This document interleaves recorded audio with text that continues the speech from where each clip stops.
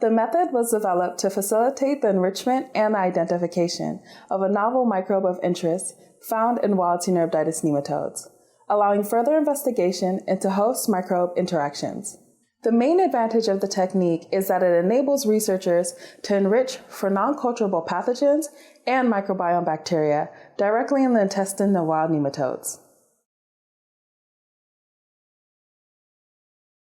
Begin by obtaining the wild Caenorhabditis strain of nematodes with an unculturable microbe of interest, and growing the worms on a standard nematode growth medium, or NGM plates, containing OP51 Escherichia coli as a food source. Incubate the nematodes for 4 to 5 days at 20 degrees Celsius until all the OP51 Escherichia coli is consumed, and the majority of the worms have reached the dauer stage.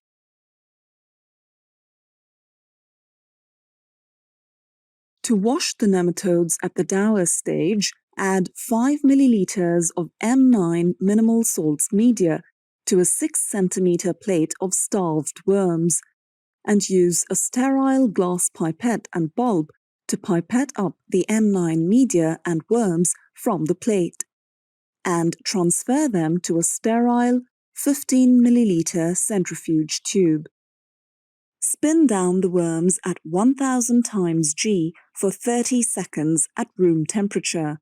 Then remove and discard the M9 supernatant above the pellet of worms using a sterile